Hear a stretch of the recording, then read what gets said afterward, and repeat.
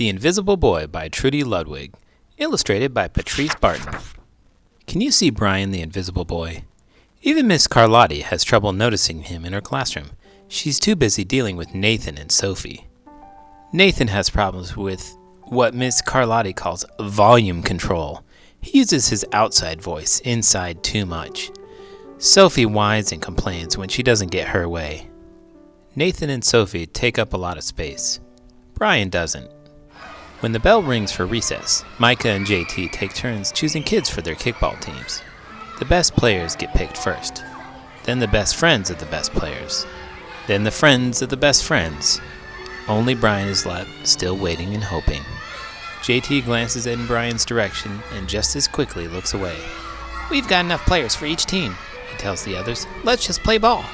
In the cafeteria, Madison and her friends talk about her birthday party.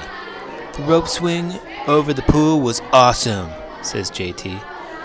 "Yeah, so was the water slide," adds Fiona. "That was the best pool party ever." "I'm so glad you guys had fun," says Madison. Everybody did except Brian. He wasn't invited. At choosing time, while the other kids played board games and read, Brian sits at his table, doing what he loves to do best. He draws fire-breathing dragons scaling tall buildings. "Thank you for toasting my marshmallow!" Space aliens locked in intergalactic battles. "I got you now!" Greedy pirates digging for treasure. "Crackers! Arrgh! Yay!" And superheroes with the power to make friends wherever they go. Hi! "Hi, friend, have a cookie."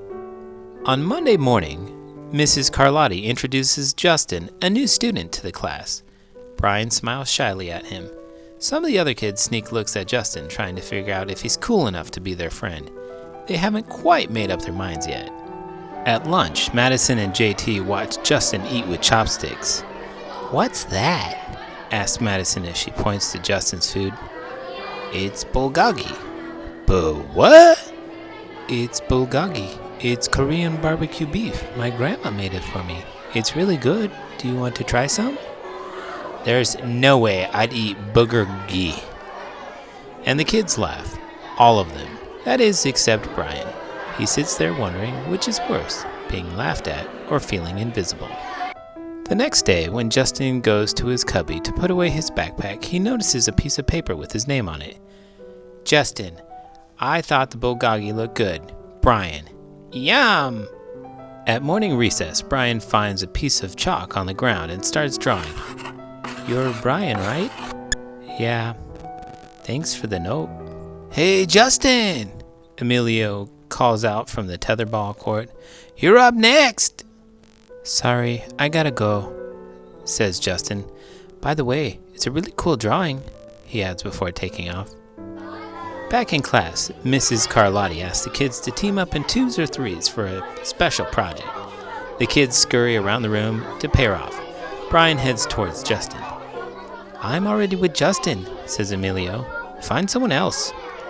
Brian looks at the floor, wishing he could draw a hole right there to swallow him up. "Mrs. Carlotti said we can have up to 3 people in our group. We're only 2. Come on, Emilio. Let him work with us." "Okay, I guess."